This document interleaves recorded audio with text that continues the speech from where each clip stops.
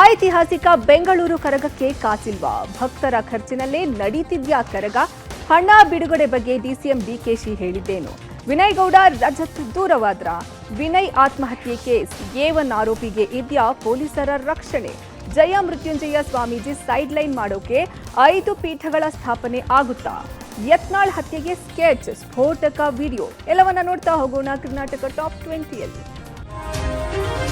ವಿಶ್ವವಿಖ್ಯಾತ ಬೆಂಗಳೂರು ಕರಗಕ್ಕೂ ರಾಜ್ಯ ಸರ್ಕಾರದ ಬಳಿ ಹಣ ಇಲ್ವಾ ಅನ್ನೋ ಪ್ರಶ್ನೆ ಮೂಡಿದೆ. ಕರಗ ಪ್ರಾರಂಭ ಆಗಿ 8 ದಿನ ಕಳೆದರೂ ಬಿಬಿಎಂಪಿ ಬಿಡುಗಾಸನ್ನ ಬಿಡುಗಡೆ ಮಾಡಿಲ್ಲ. ಇಂದು ಕರಗೋತ್ಸವದ ಕಡೆ ದಿನ ಆಗಿದ್ದು ಶಕ್ತೋತ್ಸವ ಆಚರಣೆ ನಡೆಯಲಿದೆ. ಕರಗಕ್ಕೆ 1.5 ಕೋಟಿ ರೂಪಾಯಿ ಮೀಸಲಿಡಲಾಗಿದೆ. ಆದರೂ ಬಿಬಿಎಂಪಿ ಅಧಿಕಾರಿಗಳು ಅಥವಾ ಮುಜರಾಯಿ ಇಲಾಖೆ ನಿರ್ಲಕ್ಷ್ಯದಿಂದಾಗಿ ಇದುವರೆಗೂ ಹಣ ಬಿಡುಗಡೆ ಆಗಿಲ್ಲ. ಕರಗದ ವ್ಯವಸ್ಥಾಪನಾ ಮಂಡಳಿ ಪೂಜಾರಿಗಳಿಗೆ ಹಣ ಹಾಕೊಂಡು ಕರಗ ಮಾಡ್ತಿದ್ದಾರೆ. ಧರ್ಮರಾಯಸ್ವಾಮಿ ದೇವಾಲಯದ ವ್ಯವಸ್ಥಾಪನಾ ಮಂಡಳಿ ಅಧ್ಯಕ್ಷ ಸತೀಶ್ ಮಾತನಾಡಿದ್ದು, ಇಂದು ಹಣ ಬಿಡುಗಡೆ ಮಾಡ್ತೀವಿ ಅಂದಿದ್ರು. ಈಗ ನೋಡಿದ್ರೆ ಸರ್ಕಾರಿ ರಜೆ, ಹಣ ಬಿಡುಗಡೆ ಆಗಿಲ್ಲ ಅಂತಿದ್ದಾರೆ. ಶಕ್ತೋತ್ಸವಕ್ಕೆ 1000ಕ್ಕೂ ಹೆಚ್ಚು ಹೂವಿನ ಹಾರಗಳು ತರಬೇಕು, ಹಣ ಇಲ್ಲ. ಇಷ್ಟೊಂದು ಹಾರಗಳನ್ನ ಎಲ್ಲಿಂದ ತರೋದು ಅಂತ ಪ್ರಶ್ನಿಸಿದ್ದಾರೆ. ಸರ್ಕಾರ ಮೀಸಲಿಟ್ಟಿರೋ ಹಣ ನಮ್ಗೆ ಇನ್ನ ಬಿಡುಗಡೆ ಆಗಿಲ್ಲ. ಇದು 9ನೇ ದಿವಸ ಜಾತ್ರೆ ನಡೀತಾ ಇದೆ. ಇತಿಹಾಸದಲ್ಲೇ ಪೂಜಾರಿ ಅವರು ದುಡ್ಡು ಹಾಕೊಂಡು ಮಾಡ್ತಾ ಇರೋದು ಇದೇ ಫಸ್ಟ್ ಅನ್ಸುತ್ತೆ. ಅವರು, ನಾನು ಮತ್ತೆ ನಮ್ಮ ಕಮಿಟಿ ಅವರು ನಾವೇ ದುಡ್ಡು ಹಾಕಿ ಇಷ್ಟು ದಿವಸ ಜಾತ್ರೆ ನಡೆಸಿರೋದು. ಇವತ್ತು ತನಕ ನಿನ್ನೆನೂ ರಿಲೀಸ್ ಮಾಡ್ತೀನಿ ಅಂತ ಹೇಳಿದ್ರು, ಮಾಡಿಲ್ಲ. ಯಾರು ಹೇಳಿದಾರೆ? ನನಗೆ ಯಾರು ಬಂದು ಅರ್ಜಿ ಕೊಟ್ಟಿದ್ದಾರೆ? ನಾವು ಬಜೆಟಲ್ಲೂ ದುಡ್ಡು ಇಟ್ಟಿದ್ದೀವಿ, ನಾನು ಕಾರ್ಪೊರೇಷನ್ ಇಟ್ಟಿದ್ದೀನಿ, ಬಂದು ಯಾರು ಅರ್ಜಿ ಕೊಟ್ಟಿದ್ದಾರೆ ಕೊಡ್ತೀವಿ ಅಂತ ಹೇಳಿದ್ದೀವಿ. ಅವರಲ್ಲಿ 2-3 ಭಾಗಗಳಾಗಿರ್ಬೇಕಷ್ಟೇ. ಎಲ್ಲ ಒಗ್ಗಟ್ಟಾಗಿ ಬಂದರೆ ನಾವು ಯಾರು ಅಧಿಕೃತವಾಗಿ ಏನು ಕರ್ಗಕ್ಕೆ ಮೊದಲಿಂದ ಸಂಪ್ರದಾಯ ಇದೆ ನಾವು ಮಾಡ್ಕೊಂಡು ಬರ್ತೀವಿ. ನಾವೇನು ಸಹಕಾರ ಕೊಡಬೇಕು ಕರ್ಗಕ್ಕೆ ಮೊದಲಿಂದ ಕೊಡ್ತೀವಿ ನಾವು. ಮಚ್ಚು ಹಿಡಿದು ರೀಲ್ಸ್ ಮಾಡಿದ ನಂತರ ಬಿಗ್ ಬಾಸ್ ಮಾಜಿ ಸ್ಪರ್ಧಿಗಳ ಮಧ್ಯೆ ಬಿರುಕು ಮೂಡಿದೆ. ವಿನಯ್ ಗೌಡ ನಡೆಗೆ ರಜತ್ ಬಹಿರಂಗವಾಗಿ ಬೇಸರ ಹೊರಹಾಕಿದ್ದಾರೆ. ಜೈಲಿನಿಂದ ಹೊರಬಂದ ನಂತರ ಇಬ್ರು ಚೆನ್ನಾಗಿಯೇ ಇದ್ರು. ಆದರೆ ಸೋಷಿಯಲ್ ಮೀಡಿಯಾದಲ್ಲಿ ವಿನಯ್ ಗೌಡ ಜನರ ಕ್ಷಮೆ ಕೇಳಿದ್ರು. ಆಗ ಒಂದಿಷ್ಟು ಅಭಿಮಾನಿಗಳು ರಜತ್ ಜೊತೆ ರೀಲ್ಸ್ ಮಾಡಬೇಡಿ ಅನ್ನೋ ಕಾಮೆಂಟ್ ಹಾಕಿದ್ರು.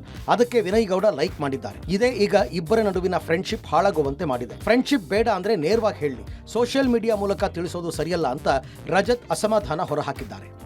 ವಿನಯ್ ಮಾತಾಡ್ತಾನೆ ಇದ್ದ ಮೊನ್ನೆ ಅಂದರೆ ಆಯಿತು, 1 ವಾರ ಆಯಿತು ಅನ್ಸುತ್ತೆ.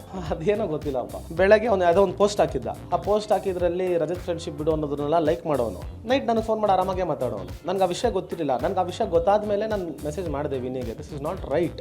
ಯಾರೋ ಒಬ್ಬರು ಆ ಥರ ಮಾಡ್ತಿದ್ದಾಗ ಎನ್ಕರೇಜ್ ಮಾಡಬಾರ್ದು. ನೀನು ಫ್ರೆಂಡ್ಶಿಪ್ನ ಬಿಟ್ಕೊಡ್ಬೇಡ. ತಪ್ಪು ನಾನು ಮಾಡಿದ್ದೀನಿ ಅಂತಲೇ ಹೇಳ್ತೀನಿ, ಬೇಕಾದ್ರೆ ತೊಂದರೆ ಇಲ್ಲ. ಬಟ್ ಆದರೆ ಫ್ರೆಂಡ್ಶಿಪ್ನ ಬಿಟ್ಕೊಡ್ಬೇಡ ಅನ್ನೋ ಥರನೇ ಹೇಳಿದೆ. ಅದಾದಮೇಲೆ ವಿ ನಾಟ್ ಇನ್ ಟಚ್, ಮಾತಾಡಿಲ್ಲ. ಕೊಡಗಿನ ಬಿಜೆಪಿ ಕಾರ್ಯಕರ್ತ ವಿನಯ್ ಸೋಮಯ್ಯ ಆತ್ಮಹತ್ಯೆ ಮಾಡಿಕೊಂಡು 10 ದಿನ ಕಳೆದರೂ ಕೂಡ ತನಿಖೆಯಲ್ಲಿ ಯಾವುದೇ ಪ್ರಗತಿ ಆಗ್ತಾ ಇಲ್ಲ. ತನಿಖೆ ಮಾಡ್ತಿರುವ ಪೊಲೀಸರು ಪ್ರಕರಣವನ್ನು ತೀರಾ ಲಘುವಾಗಿ ಪರಿಗಣಿಸಿದ್ದಾರಾ ಅನ್ನೋ ಪ್ರಶ್ನೆ ಮೂಡಿದೆ. ಇನ್ನು ಮರಣೋತ್ತರ ಪರೀಕ್ಷೆ ವರದಿ ಬರಬೇಕು, FSL ವರದಿ ಬರಬೇಕು ಅಂತ ಕಾಲ ದೂಡಲಾಗ್ತಾ ಇದೆ. ಇನ್ನು ಡೆತ್ ನೋಟ್ನಲ್ಲಿ ಹೆಸರಿದ್ದ ತನ್ನೀರ್ ಮೈನಾಗೆ ವಿಚಾರಣೆಗಾಗಿ ನೋಟಿಸ್ ನೀಡಿದ್ರು. ನೋಟಿಸ್ ಪಡೆದರೂ ತನ್ನೀರ್ ಮೈನಾ ವಿಚಾರಣೆಗೆ ಹಾಜರಾಗಿಲ್ಲ. ಆದರೆ ಕೊಡಗಿನಲ್ಲೇ ಪ್ರಕರಣದ A1 ರಾಜಾರೋಷವಾಗಿ ಓಡಾಡಿಕೊಂಡಿದ್ದಾನೆ. 2 ದಿನಗಳ ಹಿಂದೆ ಕೊಡಗು ಜಿಲ್ಲೆಯ ಪೊನ್ನಂಪೇಟೆ ತಾಲೂಕಿನ 60 ಗ್ರಾಮದಲ್ಲಿ ಮೈನಾ ಕಾಣಿಸಿಕೊಂಡಿದ್ದಾನೆ. ಪೊಲೀಸರ ಭಯ ಇಲ್ಲದೆ ದೇವಾಲಯದ ವಾರ್ಷಿಕೋತ್ಸವದಲ್ಲಿ ತನ್ನೀರ್ ಮೈನಾ ನೃತ್ಯ ಮಾಡಿದ್ದಾನೆ. ಸರ್ಕಾರವೇ ಆರೋಪಿಯ ರಕ್ಷಣೆಗೆ ನಿಂತಿದೆಯಾ ಅನ್ನೋ ಪ್ರಶ್ನೆ ಮೂಡಿದೆ. ಅತ್ತ ಕಾನೂನು ಹೋರಾಟ ಶುರು ಮಾಡಿರುವ ತನ್ನೀರ್ ಮೈನಾ ನಿರೀಕ್ಷಣಾ ಜಾಮೀನಿಗೆ ಅರ್ಜಿ ಹಾಕಿದ್ದಾನೆ. ಇನ್ನು ವಿನಯ್ ಆತ್ಮಹತ್ಯೆ ಮಾಡಿಕೊಳ್ತಾ ಇದ್ದಂತೆ ಸರ್ಕಾರದ ವಿರುದ್ಧ ಕಿಡಿಕಾರಿದ್ದ ಬಿಜೆಪಿ ನಾಯಕರು ಈಗ ಫುಲ್ ಸೈಲೆಂಟ್ ಆಗಿದ್ದಾರೆ. ಕುಟುಂಬಸ್ಥರು 2 ದೂರು ನೀಡಿದರೂ ತನಿಖೆಯಲ್ಲಿ ಯಾವುದೇ ಪ್ರಗತಿ ಕಾಣ್ತಾ ಇಲ್ಲ. ಸಕ್ಕರೆನಾಡು ಮಂಡ್ಯದಲ್ಲಿ 2ನೇ ಸುತ್ತಿನ ಧ್ವಜ ದಂಗಲ್ ಶುರುವಾಗಿದೆ. ಕೆರಗೋಡು ಅರ್ಜುನ ಸ್ತಂಭದಲ್ಲಿ ಹನುಮ ಧ್ವಜಕ್ಕೆ ಪಟ್ಟು ಹಿಡಿದಿರುವ ಹಿಂದೂ ಕಾರ್ಯಕರ್ತರು ಮಂಡ್ಯ ನಗರದಲ್ಲಿ ಬೃಹತ್ ಶೋಭಾಯಾತ್ರೆ ನಡೆಸಿದರು. ಕಾಳಿಕಾಂಬಾ ದೇವಸ್ಥಾನದಿಂದ ಆರಂಭವಾದ ಶೋಭಾಯಾತ್ರೆ ಬೆಂಗಳೂರು ಮೈಸೂರು ಹಳೆ ಹೈವೇ ಮಾರ್ಗವಾಗಿ ಬಾಲಕರ ಕಾಲೇಜು ಮೈದಾನದವರೆಗೆ ಸುಮಾರು 5 ಕಿಲೋಮೀಟರ್ ಸಾಗಿತು. ಬೆಳ್ಳಿ ರಥದಲ್ಲಿ ಆಂಜನೇಯ ಮೂರ್ತಿಯನ್ನ ಇಟ್ಟು ಮೆರವಣಿಗೆ ಮಾಡಲಾಯಿತು. ಸಾವಿರಾರು ಹಿಂದೂ ಕಾರ್ಯಕರ್ತರು ಮೆರವಣಿಗೆಯಲ್ಲಿ ಭಾಗಿಯಾಗಿದ್ದರು. ಡಿಜೆ ಸಾಂಗ್ಗೆ ಕಾರ್ಯಕರ್ತರು ಸಖತ್ ಸ್ಟೆಪ್ಸ್ ಹಾಕಿದರು. ಇನ್ನು ಶೋಭಾಯಾತ್ರೆ ಹಿನ್ನೆಲೆಯಲ್ಲಿ ಸಾಕಷ್ಟು ಬಿಗಿ ಭದ್ರತೆ ಕೈಗೊಳ್ಳಲಾಗಿತ್ತು. 4 KSRP DAR ತುಕಡಿ ಸೇರಿದಂತೆ 700ಕ್ಕೂ ಹೆಚ್ಚು ಸಿಬ್ಬಂದಿಯನ್ನ ನಿಯೋಜನೆ ಮಾಡಲಾಗಿತ್ತು. ಬಿಜೆಪಿಯಿಂದ ಉಚ್ಚಾಟನೆಗೊಂಡಿರುವ ಶಾಸಕ ಯತ್ನಾಳ್ ಪರ ಬ್ಯಾಟಿಂಗ್ ಮಾಡ್ತಾ ಇರುವ ಜಯ ಮೃತ್ಯುಂಜಯ ಸ್ವಾಮೀಜಿಗೆ ಕೌಂಟರ್ ಕೊಡೋದಕ್ಕೆ ಪಂಚಮಸಾಲಿ ಸಮಾಜ ಟ್ರಸ್ಟ್ ಪ್ಲಾನ್ ಬಿ ರೆಡಿ ಮಾಡಿಕೊಂಡಿದೆ. ಪಂಚಮಸಾಲಿ ಸಮಾಜದಲ್ಲಿ 5 ಪೀಠಗಳು ಸ್ಥಾಪನೆಗೆ ಟ್ರಸ್ಟ್ ಪ್ಲಾನ್ ಮಾಡಿದೆ ಎನ್ನಲಾಗಿದೆ. ಸಮಾಜದಲ್ಲಿ ಕೂಡಲ ಸಂಗಮ ಪೀಠದ ಜಯ ಮೃತ್ಯುಂಜಯ ಶ್ರೀಗಳನ್ನ ಸೈಡ್ ಲೈನ್ ಮಾಡೋಕೆ 5 ಪೀಠ ಸ್ಥಾಪನೆ ಮಾಡೋ ಕುರಿತು ನಿನ್ನೆಯ ಸಭೆಯಲ್ಲಿ ಚರ್ಚಿಸಲಾಗಿದೆ ಎನ್ನಲಾಗಿದೆ. ಒಂದು ವೇಳೆ ಟ್ರಸ್ಟ್ ಹೇಳಿದಂತೆ ಸ್ವಾಮೀಜಿ ನಡ್ಕೊಳ್ಳಿಲ್ಲ ಅಂದ್ರೆ ಕಡಿವಾಣ ಹಾಕುವ ನಿಟ್ಟಿನಲ್ಲಿ 5 ಪೀಠ ಸ್ಥಾಪನೆಗೆ ಚಿಂತನೆ ನಡೆಸಲಾಗಿದೆ. ಸದ್ಯ ಕೂಡಲ ಸಂಗಮ ಹರಿಹರ ಬಬಲೇಶ್ವರ ಪೀಠ ಪೀಠಗಳು ಇದ್ದು ಇನ್ನೆರಡು ಪೀಠಗಳು ಸ್ಥಾಪನೆಗೆ ಟ್ರಸ್ಟ್ ಮುಂದಾಗಿದೆ ಎನ್ನಲಾಗಿದೆ. ಜಯಮೃತ್ಯುಂಜಯ ಸ್ವಾಮೀಜಿಗಳು ಸದ್ಯ ಪ್ರಬಲವಾಗಿದ್ದು ಅವರನ್ನ ಪೀಠದಿಂದ ಕೆಳಗಿಳಿಸೋದು ಅಷ್ಟು ಸುಲಭ ಅಲ್ಲ. ಇದೇ ಕಾರಣಕ್ಕೆ ಶ್ರೀಗಳನ್ನ ಸೈಡ್ಲೈನ್ ಮಾಡೋಕೆ 5 ಪೀಠ ಸ್ಥಾಪನೆಯ ವಿಚಾರ ಮುನ್ನೆಲೆಗೆ ಬಂದಿದೆ. ಇನ್ನು ಟ್ರಸ್ಟಿಗಳಿಗೆ ಸೆಡ್ಡು ಹೊಡೆಯೋದಕ್ಕೆ ಕೂಡಲ ಸಂಗಮ ಶ್ರೀಗಳು ತೆರೆಮರೆಯ ಕಸರತ್ತನ್ನ ನಡೆಸ್ತಾ ಇದ್ದಾರೆ. ರಹಸ್ಯ ಸ್ಥಳದಲ್ಲಿ ತಮ್ಮ ಬೆಂಬಲಿತ ಪಂಚಮಸಾಲಿ ಮುಖಂಡರುಗಳ ಜೊತೆಗೆ ಸಭೆ ನಡೆಸಿರುವ ಶ್ರೀಗಳು ಟ್ರಸ್ಟಿಗಳ ಆರೋಪಕ್ಕೆ ತಿರುಗೇಟು ಕೊಡೋಕೆ ಚಿಂತನೆ ನಡೆಸಿದ್ದಾರೆ. ವಿಜಯಪುರ ಶಾಸಕ ಯತ್ನಾಳ್ ಹತ್ಯೆಗೆ ಸ್ಕೆಚ್ ಆಡಿಯೋ ಬಹಿರಂಗ ಬೆನ್ನಲ್ಲೇ ಮತ್ತೊಂದು ಸ್ಫೋಟಕ ವಿಡಿಯೋ ವೈರಲ್ ಆಗಿದೆ. ಇನ್ಸ್ಟಾಗ್ರಾಂನಲ್ಲಿ ಯತ್ನಾಳ್ ವಿರುದ್ಧ ಗಲಭೆಗೆ ಷಡ್ಯಂತ್ರ ನಡೀತಾ ಅನ್ನೋ ಪ್ರಶ್ನೆ ಮೂಡಿದೆ. ವಿಜಯಪುರ ನಗರದ ಸೋಹೇಲ್ ಜರ್ತಾರ್ ಎಂಬಾತನಿಂದ ವಿಡಿಯೋ ಮಾಡಲಾಗಿದ್ದು ಬಿಜಾಪುರ ಫೌಂಡೇಶನ್ ಹೆಸರಿನಲ್ಲಿ ಇನ್ಸ್ಟಾಗ್ರಾಂ ಖಾತೆಯಲ್ಲಿ ಅದನ್ನು ಅಪ್ಲೋಡ್ ಮಾಡಿದ್ದಾನೆ. ನಮ್ಮ ಪ್ರವಾದಿಯನ್ನ ಟೀಕಿಸಿದನ್ನ ನಾವು ಸಹಿಸ್ಕೋಬಾರದು, ಎಲ್ಲಾ ಮುಸ್ಲಿಮರು ಒಟ್ಟಾಗಬೇಕು, ಧರ್ಮಕ್ಕಾಗಿ ಎಲ್ಲರೂ ಒಂದಾಗಬೇಕು, ನಮ್ಮ ಹೋರಾಟ ಯತ್ನಾಳ್ ವಿರುದ್ಧ ಅಂತ ಯುವಕ ಪ್ರಚೋದನೆ ಕೊಟ್ಟಿದ್ದಾನೆ. ಪ್ರವಾದಿಗಾಗಿ ನಮ್ಮ ಪ್ರಾಣ ಬಲಿಗಾಗಿ ಸಿದ್ಧ ಇದ್ದೀವಿ, ಪ್ರವಾದಿ ವಿರುದ್ಧ ಮಾತನಾಡೋನಿಗೆ ಒಂದೇ ಶಿಕ್ಷೆ, ಅದು ತಲೆ ಕತ್ತರಿಸೋದು ಅಂತ ವಿಡಿಯೋದಲ್ಲಿ ಯುವಕ ಹೇಳಿದ್ದಾನೆ. बसनगौड़ा पाटिल यत्नाड़ इसने हमारे प्यारे नबी की शान में गुस्ताखी की है। या रसूल अल्लाह आप पर हमारी जान कुर्बान है, लब्बैक या रसूल अल्लाह। गुस्ताखी नबी की एक ही सजा। ಗುತ್ತಿಗೆದಾರರ ಸಂಘದ ಬಳಿಕ ಎಪಿಎಂಸಿ ವ್ಯಾಪಾರಿಗಳು ರಾಜ್ಯ ಸರ್ಕಾರದ ವಿರುದ್ಧ ಕಮಿಷನ್ ಬಾಂಬ್ ಸಿಡಿಸಿದ್ದಾರೆ. ಕೃಷಿ ಉತ್ಪನ್ನಗಳ ಮಾರುಕಟ್ಟೆ ಸಮಿತಿ ಅಧಿಕಾರಿಗಳು 50,000 ರೂಪಾಯಿ ಮಳಿಗೆಗಳಿಗೆ 20 ರಿಂದ 30 ಲಕ್ಷ ರೂಪಾಯಿ ಕಮಿಷನ್ ಪಡೆದಿದ್ದಾರೆ ಅನ್ನೋ ಆರೋಪ ಕೇಳಿಬಂದಿದೆ. ಈ ಸಂಬಂಧ ಸಚಿವ ಶಿವಾನಂದ ಪಾಟೀಲ್ ಸೇರಿದಂತೆ ಎಪಿಎಂಸಿ ಕಾರ್ಯದರ್ಶಿಗಳ ವಿರುದ್ಧ ಇಡಿ ಹಾಗೂ ಲೋಕಾಯುಕ್ತಕ್ಕೆ ದೂರು ಕೊಡಲಾಗಿದೆ. ದಾಸರಾನಪುರದ ಎಪಿಎಂಸಿ ಮಳಿಗೆ ಹಂಚಿಕೆಯಲ್ಲಿ ಕೋಟಿ ಅವ್ಯವಹಾರ ನಡೆದಿದೆ. ಮಳಿಗೆ ಬೇಕಾದ್ರೆ ವ್ಯಾಪಾರಿಗಳು ಸಂಬಂಧಪಟ್ಟ ಅಧಿಕಾರಿಗಳೇ ಲಂಚ ನೀಡಬೇಕಾಗಿದೆ. ಇಲ್ಲಿ ಸರ್ಕಾರಿ ನೌಕರರನ್ನೇ ಬ್ರೋಕರ್ಗಳನ್ನಾಗಿ ಮಾಡಲಾಗಿದೆ ಅಂತ ಕೃಷಿ ಮಾರುಕಟ್ಟೆ ಸಚಿವರ ಹೆಸರನ್ನ ಉಲ್ಲೇಖಿಸಿ ವ್ಯಾಪಾರಿ ಅರುಣ್ ಪರಮೇಶ್ ಇಡಿಗೆ ದೂರನ್ನ ಕೊಟ್ಟಿದ್ದಾರೆ. ಒಟ್ಟು 103 ಮಳಿಗೆಗಳಿಗೆ 105 ಅರ್ಜಿ ಬಂದಿದೆ. ಇಲ್ಲಿ ವ್ಯಾಪಾರ ಹೆಚ್ಚಾಗಿ ಆಗುವ ಮಳಿಗೆಗಳು ಮುಂಭಾಗದ ಮಳಿಗೆಗಳಿಗೆ ಪ್ರತ್ಯೇಕ ದರ ಫಿಕ್ಸ್ ಮಾಡಿದ್ದಾರೆ. ಈಗಾಗಲೇ 9 ಕೋಟಿ ಕಲೆಕ್ಷನ್ ಆಗಿದೆ. ಮಾರ್ಚ್ 29ರ ಸಂಜೆಯೊಳಗೆ ವ್ಯಾಪಾರಿಗಳ ಬಳಿ ಡೀಲ್ ಮಾಡಿದ್ದಾರೆ ಅಂತ ದೂರುದಾರ ಅರುಣ್ ಪರಮೇಶ್ ಹೇಳಿದ್ದಾರೆ. ಇನ್ನು ಪಬ್ಲಿಕ್ ಟಿವಿ ವರದಿ ಬಗ್ಗೆ ಪ್ರತಿಕ್ರಿಯೆ ಕೊಟ್ಟ ಸಚಿವ ಶಿವಾನಂದ ಪಾಟೀಲ್ ಕ್ರಮ ಕೈಗೊಳ್ಳುವುದಾಗಿ ಭರವಸೆ ಕೊಟ್ಟಿದ್ದಾರೆ. ನೇರವಾಗಿ ಕೇಳ್ತಾ ಇದ್ದಾರೆ. 20 ರಿಂದ 30, 35, 40 ಗಂಟೆ ದಾಟ್ಬಿಟ್ಟಿದ್ದಾರೆ. 40 ಲಕ್ಷ ಸಾವಿರ ಅಲ್ಲ, ನಮ್ಮ ಹತ್ರ 30 ಕಳಿದ್ದಾರೆ. ಟೆಲಿವಿಷನ್ ಇಲ್ಲ ಅಂದ್ರೆ 40, 50 ಕೊಡ್ಲಿಲ್ಲ ಅಂದ್ರೆ ತೊಗೊಂಡೋಗಿ ಬೇರೆ ಕಡೆ ಅಕ್ಸೆಪ್ಟ್ ಮಾಡ್ತೀನಿ ಅನ್ಭವಿಸ್ರಿಂದ. ಯಾರೇ ಆ ರೀತಿ ಕೇಳಿದ್ರೆ ಅವ್ರ ಮೇಲೆ ಖಂಡಿತ ಕ್ರಮ ಕೈಗೊಳ್ತೀವಿ. ಮತ್ತು ಅದು ಕೊಡಬೇಕಾಗಿರ್ತಕ್ಕಂಥದ್ದು ಕಾನೂನುಬದ್ಧವಾಗೇ ಇರ್ತದೆ. ಅದರಲ್ಲಿ ಏನು ಕೊಡ್ತಕ್ಕಂಥದ್ರಲ್ಲಿ ಯಾರು ಲೀಸ್ ಕಮ್ ಸೇಲ್ ಮೇಲೆ ತಗೊಂಡಿರ್ತಾರೆ 5 ವರ್ಷದ ನಂತರ ಕೊಡಬೇಕಾದಂತ ಅವಕಾಶ ಇದೆ. ನಾವು ಆಲ್ರೆಡಿ ಕೊಟ್ಟಿದ್ದೀವಿ. ಮತ್ತು ಇಲ್ಲಿ ಆ ಥರ ಏನಾದರೂ ಈಗ ನನ್ನ ಹೆಸರು ಹೇಳಿ ದುರುಪಯೋಗ ಮಾಡ್ಕೊಳ್ತಾ ಇದ್ರೆ ನಾನೇನು ಮಾಡೋಕ್ಕಾಗೋದಿಲ್ಲ. ಖಂಡಿತ ಅದು ಏನೇ ಇದ್ರೂ ಅವ್ರ ಮೇಲೆ ನಾನು ಆಕ್ಷನ್ ತಗೊಂಡು ರಿಯಾಕ್ಷನ್ ಕೊಡ್ತೀನಿ. ಬೆಂಗಳೂರಿನ ಸುದ್ಗುಂಟೆಯ ಪಾಳ್ಯದಲ್ಲಿ ಯುವತಿಯ ಲೈಂಗಿಕ ದೌರ್ಜನ್ಯ ಪ್ರಕರಣ ಆಗಿ 1 ವಾರ ಕಳೆದರೂ ಕಾಮುಕ ಮಾತ್ರ ಇನ್ನೂ ಪತ್ತೆಯಾಗಿಲ್ಲ. ತಡರಾತ್ರಿ ಹೊತ್ತಿಗೆ ಕೆಲಸ ಮುಗಿಸಿ ತನ್ನ ಮನೆಗೆ ಹೋಗ್ತಾ ಇದ್ದ ಯುವತಿಯ ಹಿಂದೆ ಬಂದ ಯುವಕ ಏಕಾಏಕಿಯಾಗಿ ಒಬ್ಬ ಯುವತಿಯನ್ನು ಹಿಡಿದು ರಸ್ತೆಯಲ್ಲಿಯೇ ಎಳೆದಾಡಿ ಮೈಕೈ ಮುಟ್ಟಿ ಲೈಂಗಿಕ ಕಿರುಕುಳ ಕೊಟ್ಟಿದ್ದ.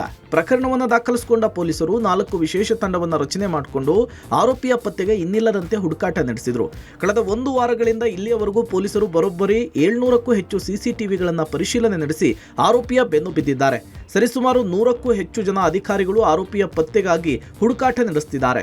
ಪೊಲೀಸರು ಎಷ್ಟೇ ಹುಡುಕಾಟ ನಡೆಸಿದರೂ ಆರೋಪಿ ಮಾತ್ರ ದಿನಕ್ಕೊಂದು ಜಾಗವನ್ನು ಬದಲಿಸ್ತಾ ಪಕ್ಕಾ ಅಪರಾಧದ ಹಿನ್ನೆಲೆ ಉಳ್ಳವನಂತೆ ಪೊಲೀಸರಿಗೆ ಚಳ್ಳೆಹಣ್ಣು ತಿನ್ನಿಸ್ತಾ ಒಂದು ಜಾಗದಿಂದ ಮತ್ತೊಂದು ಜಾಗಕ್ಕೆ ಎಸ್ಕೇಪ್ ಆಗ್ತಿದ್ದಾನಂತೆ. ಯುವತಿಯ ಜೊತೆಗೆ ಅಸಭ್ಯವಾಗಿ ವರ್ತಿಸಿದ ಯುವಕ ಉತ್ತರ ಭಾರತದವನಾಗಿದ್ದು ನಗರದಲ್ಲಿಯೇ ಖಾಸಗಿ ಕಂಪನಿಯಲ್ಲಿ ಕೆಲಸ ಮಾಡಿಕೊಂಡಿದ್ದ. ಆ ಕ್ಷಣಕ್ಕೆ ಪ್ರವೋಕ್ ಆಗಿ ಈ ರೀತಿ ವರ್ತಿಸಿದ್ದಾನೆ ಎನ್ನುವುದು ತನಿಖೆಯ ವೇಳೆ ಗೊತ್ತಾಗಿದೆ. ಬೆಂಗಳೂರಿನಲ್ಲಿ ರಸ್ತೆ ಗುಂಡಿಗಳು, ಕಳಪೆ ರಸ್ತೆಗಳಿಗೆ ಮುಕ್ತಿ ಕಾಣೋ ಯಾವ ಲಕ್ಷಣಗಳು ಕೂಡ ಕಾಣಿಸ್ತಿಲ್ಲ. ಯಾವುದೇ ಡೆಡ್ಲೈನ್ ಕೊಟ್ಟರೂ ಬಿಬಿಎಂಪಿ ಅಧಿಕಾರಿಗಳು ರಸ್ತೆ ಗುಂಡಿಗಳನ್ನು ಸರಿಪಡಿಸುವ ಯಾವುದೇ ಲಕ್ಷಣಗಳು ಕೂಡ ಕಾಣಿಸ್ತಿಲ್ಲ. ಹೀಗಾಗಿ ಬೆಂಗಳೂರು ಪೊಲೀಸರಿಗೆ ಡಿಸಿಎಂ ಡಿಕೆಶಿ ಬಿಗ್ ಟಾಸ್ಕ್ ಒಂದನ್ನು ಕೊಟ್ಟಿದ್ದಾರೆ. ಬಿಬಿಎಂಪಿ ಅಧಿಕಾರಿಗಳಿಗಿಂತ ಬೆಂಗಳೂರು ಸಂಚಾರಿ ಪೊಲೀಸರಿಗೇನೆ ರಸ್ತೆ ಗುಂಡಿ ಸಮಸ್ಯೆ ಗೊತ್ತಿದೆ. ಪ್ರತಿ ಬಾರಿ ಮಳೆ ಬಂದಾಗ ರಸ್ತೆಯಲ್ಲಿ ನೀರು ನಿಂತು ಸಂಚಾರಕ್ಕೆ ಸಮಸ್ಯೆ ಆದಾಗ ಬೆಂಗಳೂರು ಪೊಲೀಸರೇ ಸರಾಗವಾಗಿ ನೀರು ಹೋಗೋದಕ್ಕೆ ಸರಿ ಮಾಡ್ತಾರೆ. ಬಿಬಿಎಂಪಿ ಅಧಿಕಾರಿಗಳು ಮಾಡೋ ಕೆಲಸವನ್ನ ಟ್ರಾಫಿಕ್ ಪೊಲೀಸರಿಗೆ ಡಿಸಿಎಂ ವಿಶೇಷ ಸೂಚನೆಯನ್ನು ಕೊಟ್ಟಿದ್ದಾರೆ.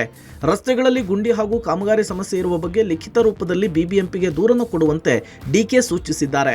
ನಗರ ಪೊಲೀಸ್ ಆಯುಕ್ತ ದಯಾನಂದ್ ಮತ್ತು ಸಂಚಾರಿ ವಿಭಾಗದ ಅನುಚೇತ್ ಅವರಿಗೆ ಸೂಚಿಸಿದ್ದು ಪೊಲೀಸರು ಲಿಖಿತ ರೂಪದಲ್ಲಿ ದೂರು ಕೊಟ್ಟರೆ ಬಿಬಿಎಂಪಿ ಅಧಿಕಾರಿಗಳು ಕೂಡಲೇ ಕ್ರಮ ವಹಿಸಬೇಕು ಅಂತ ತಿಳಿಸಿದ್ದಾರೆ. ಪೊಲೀಸ್ ಜಾಯಿಂಟ್ ಕಮಿಷನರ್ ಅಂತ ಕರೆದು ಹೇಳಿದೆ, ನಿಮ್ಗೆ ಎಲ್ಲೆಲ್ಲಿ ರೋಡು ಸರಿ ಇಲ್ಲ ಅನ್ನೋದು ನಿಮ್ಮ ಮಾಹಿತಿ ಇದೆ, ಅದು ನಮ್ಮ ಕಾರ್ಪೊರೇಷನ್ ಕಮಿಷನರ್ಗೆ ತಿಳಿಸ್ಬೇಕು ಅಂತ ಕೂಡ ಹೇಳಿದ್ದೀನಿ. ಅವರು ರೈಟಿಂಗ್ ಅಲ್ಲಿ ಕೊಡಿ ಅಂತ ಹೇಳಿ. ಯಾಕೆಂದ್ರೆ ನಮ್ಮ ಇಂಜಿನಿಯರ್ ಕಣ್ಣು ಕಾಣದೇ ಇರ್ಬೋದು, ನಮ್ಮ MLAಗಳ ಕಣ್ಣು ಕಾಣದೇ ಇರ್ಬೋದು, ಆದರೆ ಪೊಲೀಸ್ ಇಲಾಖೆಯವರು ಅವರು ರೈಟಿಂಗ್ ಅಲ್ಲಿ ಬರ್ಕೊಡಿ ಅಂತ ಕೂಡ ನಾನು ಹೇಳಿದ್ದೇನೆ. ಟ್ರಾಫಿಕ್ ಪೊಲೀಸ್ ಅವರು ಕೂಡ ಅನುಚೇತನ್ ಅವರಿಗೆ ಬೆಳಿಗ್ಗೆ ನಾನು ಹೇಳಿದ್ದೇನೆ. ಎಲ್ಲ ಕ್ಷೇತ್ರದಲ್ಲೂ ಕೂಡ ಕೆಲಸ ಪ್ರಾರಂಭ ಆಗಬೇಕು, ಜನರು ಕ್ವಾಲಿಟಿನ ಚೆಕ್ ಮಾಡ್ತಾ ಇರಬೇಕು, ಜನರಿಗೆ ಅನುಕೂಲ ಆಗಬೇಕು. ಬೆಂಗಳೂರಿನಲ್ಲಿ ಜನರು ರಸ್ತೆ ಗುಂಡಿಗಳಿಂದ ರೋಸ್ ಹೋಗಿದ್ದಾರೆ. ಮಹದೇವಪುರ ವಿಧಾನಸಭಾ ಕ್ಷೇತ್ರದ ಬೆಳಗೆರೆ ಬಳಿ ರಸ್ತೆ ಗುಂಡಿ ಹಾಗೂ ಧೂಳಿನ ವಿರುದ್ಧ ಜನರು ಸಿಡಿದೆದ್ದಿದ್ದು ರಿಮಿಕ್ಸ್ ಹಾಡನ್ನು ಮಾಡುವ ಮೂಲಕ ವಿಡಂಬನೆ ಮಾಡಿದ್ರು. ಗುಂಡಿಯ ವಿಷಯ ಬ್ಯಾಡವೋ ಶಿಷ್ಯ, ಟ್ಯಾಕ್ಸ್ ಸೂಪರು ಅಂತೇಳಿ ಹಾಡನ್ನು ಹಾಡಿ ಸರ್ಕಾರ ಬಿಬಿಎಂಪಿಯನ್ನ ಲೇವಡಿ ಮಾಡಿದ್ರು. ಗುಂಡಿಗೆ ರಂಗೋಲಿ ಹಾಕಿ ಹಾಡಿ ಕುಣಿದು ಡಿಫರೆಂಟ್ ಆಗಿ ಪ್ರೊಟೆಸ್ಟ್ ಮಾಡಿದ್ರು. ಧೂಳು ಮಗ ಧೂಳು ಎನ್ನುತ್ತಾ ತಮ್ಮ ಏರಿಯಾದ ಸಮಸ್ಯೆ ಬಗ್ಗೆ ಟೀ ಶರ್ಟ್ ಅನ್ನು ಧರಿಸಿ ಬೀದಿಗಿಳಿದು ಆಕ್ರೋಶ ಹೊರಹಾಕಿದ್ದಾರೆ.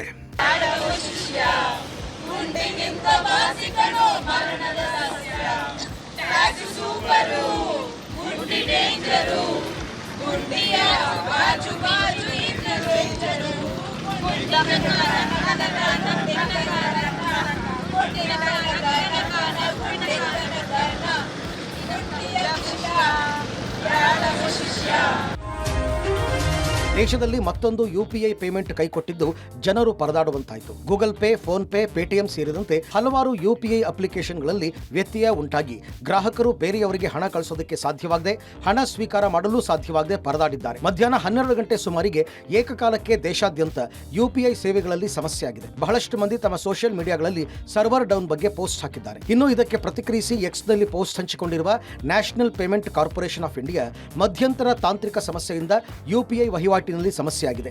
ಈ ಸಮಸ್ಯೆ ಪರಿಹರಿಸುವ ನಿಟ್ಟಿನಲ್ಲಿ ನಾವು ಕೆಲಸ ಮಾಡುತ್ತಿದ್ದೇವೆ ಅಂತ ತಿಳಿಸಿದೆ. ಇನ್ನು ಯುಪಿಐ ಸಮಸ್ಯೆ ಆಗ್ತಿರೋದು ಇದೇ ಮೊದಲಲ್ಲ. ಕಳೆದ ತಿಂಗಳು ಕೂಡ 1 ಗಂಟೆಗೂ ಹೆಚ್ಚು ಕಾಲ ಸರ್ವರ್ ಡೌನ್ ಆಗಿ ಜನರು ಪರದಾಡುವಂತಾಗಿತ್ತು. ರಾಜ್ಯ ಸರ್ಕಾರದ ದರ ಏರಿಕೆ ವಿರುದ್ಧ ಬೆಂಗಳೂರಿನ ಫ್ರೀಡಂ ಪಾರ್ಕ್ನಲ್ಲಿ ಜೆಡಿಎಸ್ ಪ್ರತಿಭಟನೆ ನಡೆಸಿತು. ಸಿದ್ದರಾಮಯ್ಯ ಸರ್ಕಾರದ ವಿರುದ್ಧ ವಾಗ್ದಾಳಿ ನಡೆಸಿದ ಕೇಂದ್ರ ಸಚಿವ ಕುಮಾರಸ್ವಾಮಿ ಇಡೀ ರಾಜ್ಯವನ್ನ ಕಾಂಗ್ರೆಸ್ ಟ್ರ್ಯಾಪ್ನಲ್ಲಿ ಸಿಲುಕಿಸಿದೆ ಅಂತ ಕಿಡಿಕಾರಿದರು. ಸಚಿವರಿಗೆ ಹನಿ ಟ್ರ್ಯಾಪ್, ಹೈಕಮಾಂಡ್ಗೆ ಹನಿ ಟ್ರ್ಯಾಪ್, ಜನರಿಗೆ ಬೆಲೆ ಏರಿಕೆ ಟ್ರ್ಯಾಪ್, ಗುತ್ತಿಗೆದಾರರಿಗೆ ಕಮಿಷನ್ ಟ್ರ್ಯಾಪ್ ಅಂತ ಟೀಕಾ ಪ್ರಹಾರ ನಡೆಸಿದ ಎಚ್ಡಿಕೆ ವಾರ್ಷಿಕ 55,000 ಕೋಟಿ ಹಣವನ್ನು ಗ್ಯಾರಂಟಿಗಳಿಗೆ ಹೊಂದಿಸಬೇಕು, ಅಭಿವೃದ್ಧಿಗೆ ಹಣ ಕೊಡ್ತಾರೋ ಗ್ಯಾರಂಟಿಗಳಿಗೆ ಹಣ ಕೊಡ್ತಾರೋ ಗೊತ್ತಿಲ್ಲ ಅಂತ ವಾಗ್ದಾಳಿ ನಡೆಸಿದರು. ನಿಖಿಲ್ ಕುಮಾರಸ್ವಾಮಿ ಮಾತನಾಡಿ, ಸರ್ಕಾರ ಬಂದು 2 ವರ್ಷ ಆಗಿಲ್ಲ, ಭ್ರಷ್ಟಾಚಾರದ ಆರೋಪಗಳು ಕೇಳಿ ಬರ್ತಾ ಇವೆ, ಇನ್ನೂ 3 ವರ್ಷ ಹೇಗೆ ನಡೆಯುತ್ತೆ ನೋಡಬೇಕಿದೆ ಅಂತ ವ್ಯಂಗ್ಯವಾಡಿದರು.